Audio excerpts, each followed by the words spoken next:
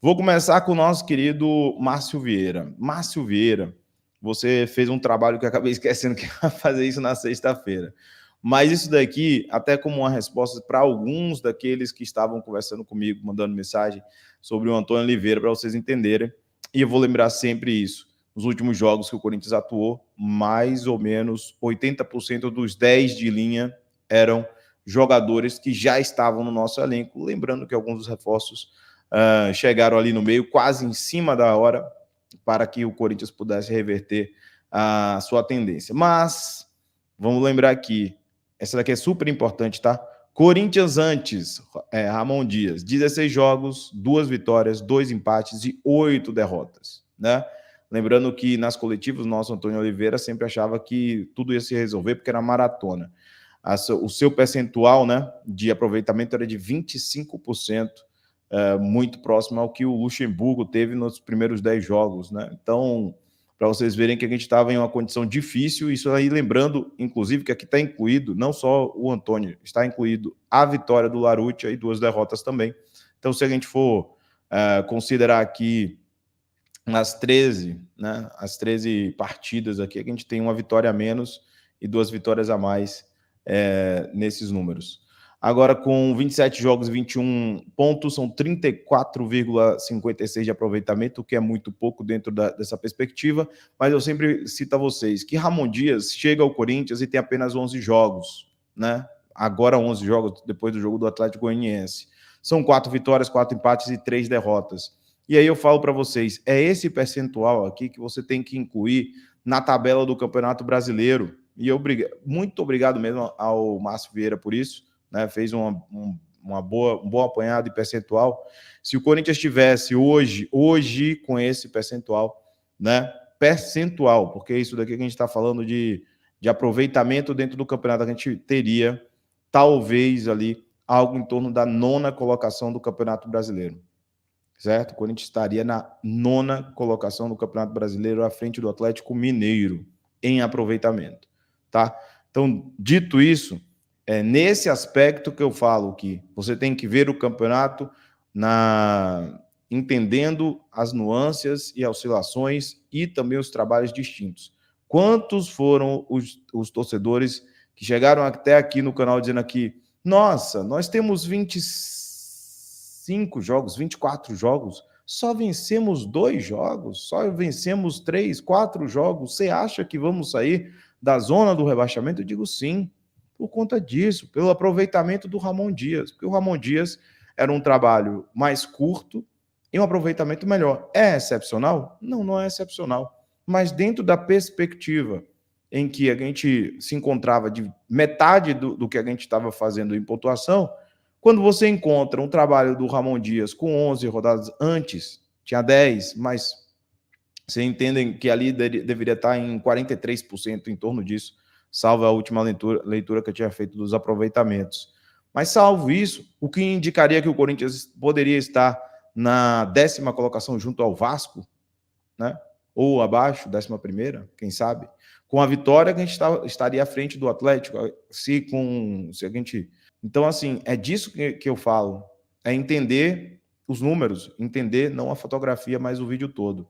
Mas, dito isso, muito obrigado aí ao Márcio Vieira. Faltando ainda 11 jogos no Brasileirão, se repetir a campanha do Ramon fazendo 44 pontos, acredito que não caímos, mas também acho que faremos melhor. 11 vitórias até o final. Eita, aí também você empolgou. Dentro dessa perspectiva. 44 pontos, o mínimo que o Corinthians faria. Eu estou buscando os 45, que é um ponto a mais. Então, se a gente mantiver esse aproveitamento, 44 pontos. Acho que a gente consegue um pouco mais, 47 pontos, tendo em vista que jogaremos mais jogos em casa do que todo esse trajeto dos 11 que o Ramon já enfrentou, né? Então, teremos mais jogos, melhores perspectivas, um ou outro jogo difícil, e agora com um time muito mais encorpado. E eu queria falar sobre o seguinte, em tese, é um portal segmentado do Corinthians, né? O que eu acho muito curioso quando isso acontece, quando o portal que é segmentado do Corinthians tem uma interpretação tão anti, né, do que o outro. Mas é só para vocês terem uma perspectiva. do que eu estou falando. Até para a gente fazer um esquente, né? Porque hoje a gente tem muita coisa para falar. Chances do Corinthians ficar na Série A sobem para 64%, de Botafogo ser campeão para 54%. Isso aqui é uma matéria do GE.com, né, espião estatístico. Os triunfos em casa de Corinthians, Grêmio e Vitória na 27ª rodada ajudaram essas equipes a aumentarem consideravelmente suas chances de permanência na Série A em 2025. Também como mandantes, o Fluminense perdeu, e o Cuiabá e o Criciúma só empataram, se complicando um pouco mais na luta para se afastarem do Z4, que leva para a Série B. Ao fim da rodada, o Corinthians tinha potencial de 52% de continuar na Série A no ano que vem, e ao derrotar o Atlético Goianiense tem agora 64%. O Vitória terminou a rodada na 26ª, né, com 44% de chances de se manter na Série A, e ao derrotar o Juventude levou essa marca para 56%. O Grêmio, que derrotou o Flamengo, tinha probabilidade de 87% de acabar o Brasileirão fora do Z4 e agora é 93%.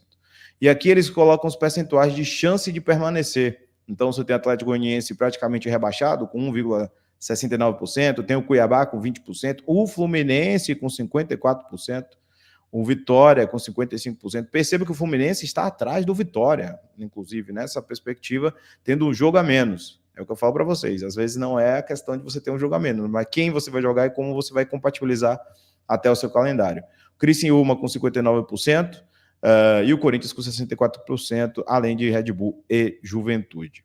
O Fluminense perdeu no Maracanã para o líder Botafogo nos acréscimos do jogo, e com isso as suas chances de permanecer na Série A, que eram de 63%, foram diminuídas para 54%, e aqui eles estão dando os percentuais, tá? Que eu acabei de falar.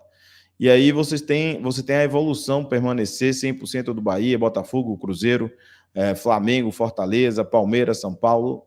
O Internacional ainda precisa pontuar, mas eu considero muito próximo esse percentual aqui. Atlético Mineiro também, e o Vasco.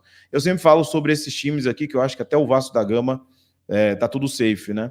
Atlético, eu não vejo essa perspectiva por enquanto. Eu acho muito pouco provável pelo futebol jogado, mas ainda tem 2 jogos a menos.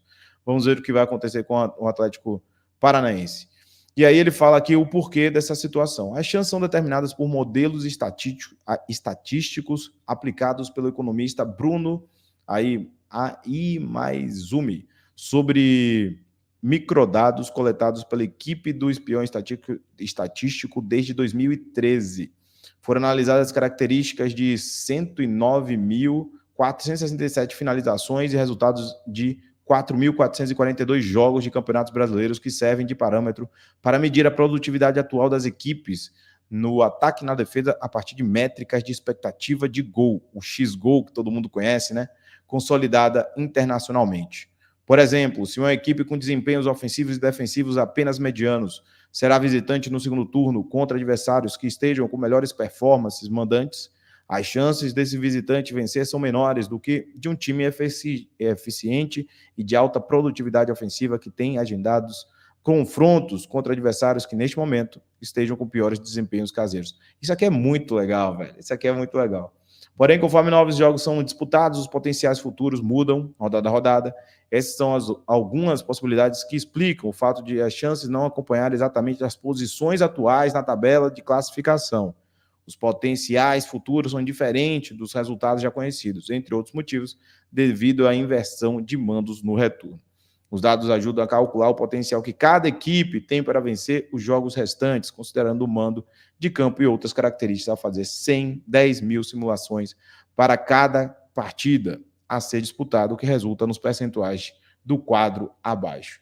Dito isso, eu só queria acrescentar apenas uma coisinha de 5 segundinhos, né? O nosso segmentado, né, o nosso portal segmentado, ao invés de falar de possibilidade de permanência, indica risco de queda do Corinthians diminui após vitória no Brasileirão, né? Então, aqui ele fala de uma inversão absolutamente distinta. Aqui ele fala sobre a UFMG, a Universidade Federal de Minas.